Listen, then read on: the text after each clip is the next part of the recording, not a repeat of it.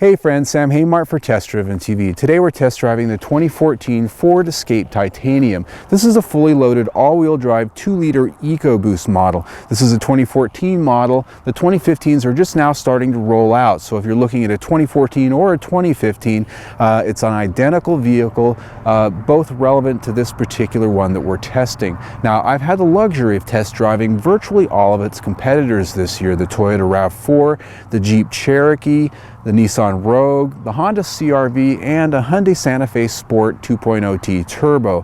That particular vehicle is almost identical to this in spec, in price, and all of its equipment. So really, I think what we're going to be talking about today is how this vehicle compares against most of its competitors in terms of the interior, the features, the handling on and off-road, as well as the performance.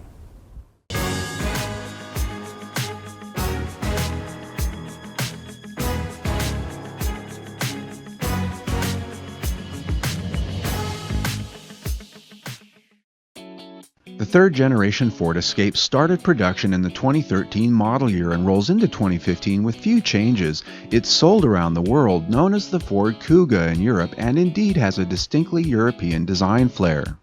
Our fully loaded titanium model with its sunset metallic paint really looks striking with its aluminum accent fascia trim and black plastic rocker moldings. Its option 19-inch wheels at $595, while intricate and perhaps delicate in design, really do look at home in this rugged setting. Also optioned here is a $1,735 titanium technology package, which gives the Escape, among other things, automatic HID headlamps, which look a bit more upscale than the standard halogen lights. That package also gave the handy blind spot detection system and active park assist. Inside the Escape is a comfortable set of leather seats, front and rear. The seating position is high enough to give you that SUV feel, but you don't feel perched atop the Escape in that old SUV way. In this trim grade, the front seats are heated, but the steering wheel isn't. The dash and the instrument panel is very similar in design to most contemporary Fords, which owe much of their design from the European kinetic design theme. It's edgy and eye-catching and still offers up excellent placement of vital controls.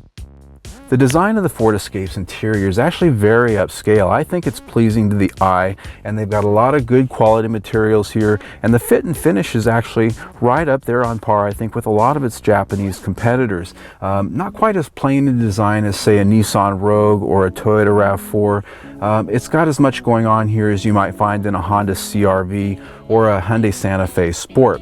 That said, the only area where I really want to pick anything apart is this My Ford Touch system, and I've complained a lot about them before because I think the menu and the layers of it make it difficult to use while you're behind the wheel. But the good news is, at least this year, they've added some hard controls here which allow you to do common things like adjust your radio volume, change your station and the source without having to go page through those menus like you used to have to do. So that's a good thing.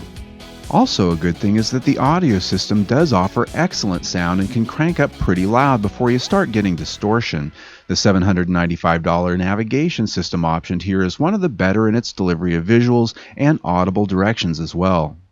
The backup camera has a nice set of handy lines that can guide you, including a center line for backing to a trailer. What's missing is the variety of views that some of the competitors now have, like Nissan with its around view monitor and Honda with their lane watch feature. Well, as you can see, getting in and out of this back seat is not that big of a deal. It's got a tall opening, so you're not going to bump your head that easily unless you happen to be real tall. I'm just under 6 feet tall, and as you can see back here, I'm not finding that this cushion's too far down. My knees are up just slightly, but not so much that I'd be uncomfortable on a long trip.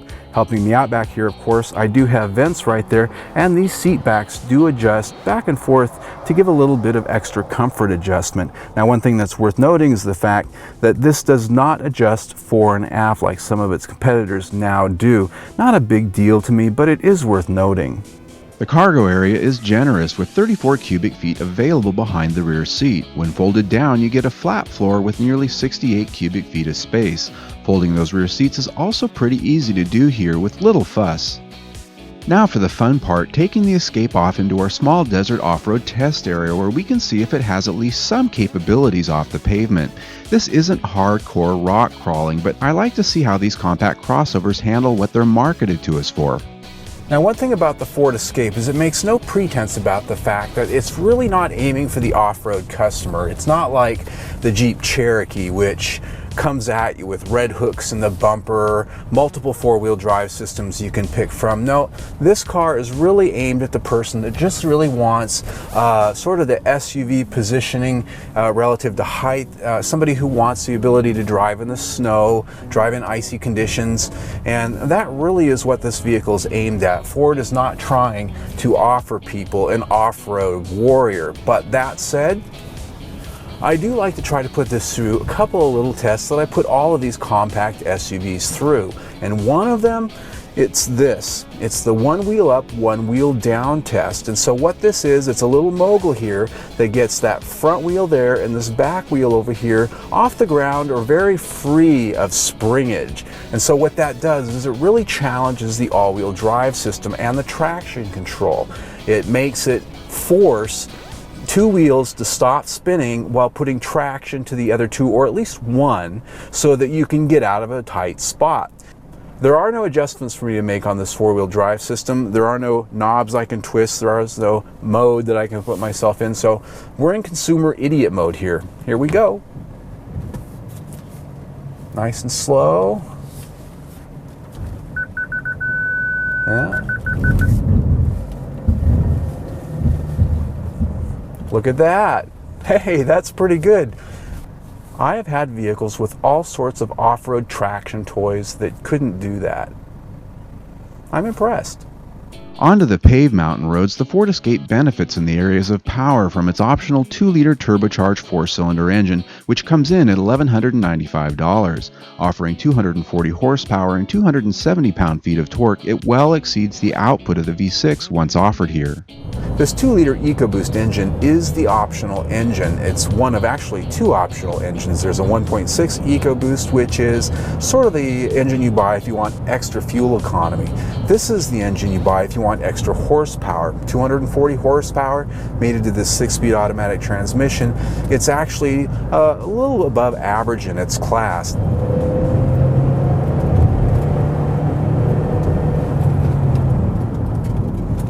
Up here in the mountains, this 2-liter engine actually does offer a little bit of punch. It's kind of fun underfoot. So I'm coming in here to a curve. And one nice thing is this 6-speed automatic really does a pretty nice job of throwing you a downshift when you ask for it. Now I do wish there were paddle shifters in here, but there are not. Alas, you can't have everything, can you? As I'm driving out here on a windy mountain road, one thing that's sort of striking me is how similar this feels and drives to a Mazda CX-5, of which it competes. And that really isn't surprising because Mazda and Ford were once married together and they shared a design and engineering ethos. And so there's a lot of DNA in terms of how the engineers look at suspension tuning, that while they're not sharing the same platform anymore, a lot of those ideas and what's right and wrong are still shared among the engineering staffs, even though they're separate companies. So what I'm getting here is I'm getting a vehicle that has nice sharp response and turn in on these curves. It's got a nice light feel. The suspension is pretty stiff. It's very sporting in its response to throwing it in and out of curves.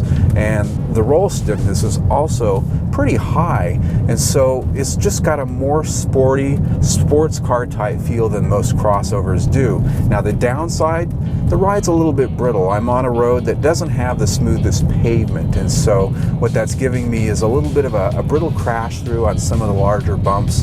And now some of that may be attributed to the fact that this does have the optional 19-inch wheels. And so what happens is, whenever you lower that side profile of the tire, you're taking away just a little bit of the cushion.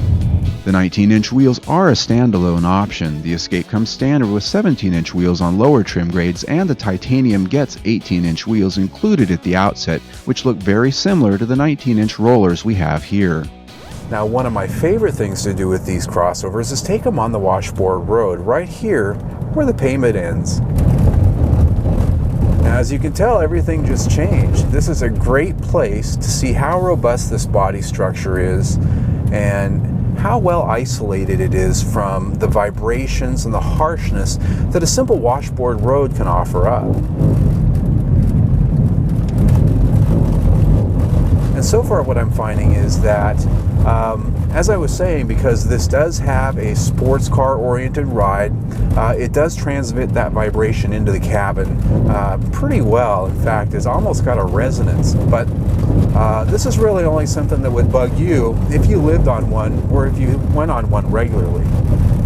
Our Ford Escape with its 2-liter EcoBoost engine and all-wheel drive is rated by the EPA at 21 mpg city, 28 mpg highway, and 24 mpg combined. In our week, we achieved 27 mpg combined, which is a bit more than promised. For 2014, the Ford Escape achieves good results on most of the IIHS crash tests, with the exception of the new small overlap front, where it only achieved a poor rating. Thus, the Ford Escape is not currently rated as a top safety pick. Well, how'd we do with the Escape? Well, it helped me escape out here in the middle of absolute desert nowhere land. It's actually beautiful. And you know what? That's why we buy a vehicle like this.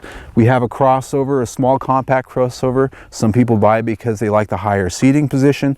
Others, maybe they live in a rural area and they need a vehicle that can handle a dirt road occasionally. Or we just like a vehicle that we can go camping with or come escape once in a while, and that's really sort of where I'm at. I don't live in a place where I have snow and ice. It's just like this. So what really makes it work for me is a combination of both on-road and off-road capability, and not a compromise that leans too far one way or the other. And sort of as we look at this right here, we've got a vehicle that stacks out at about $35,000, just a little bit less, fully loaded. The only thing that makes me think is maybe there's an Audi Q3 or a Mercedes-Benz GLA that I can get into right around that price tag. Now granted, those aren't direct comparisons, and chances are if you're looking at this vehicle, you're not looking at those. But if you spend this much on it, you can. Just food for thought. Now about that balance, as we look at how we score it for the week, the chassis got marked down just a little bit, and that was because that last stint coming in here on the Washboard Road really sort of showed me that its composure and its balance is really best suited for the on-pavement driving. When you get out here in the rough, it really starts beating you up just a little bit, and it's really just a choice. Some vehicles, they lean too far the other way and their on-street performance isn't that good. So that's just where Ford took it. That's how I scored it. Now the other thing is the infotainment system. My Ford Touch. Yeah, I complain about my Ford Touch in every Ford I test, and I hate to do that because I love Ford.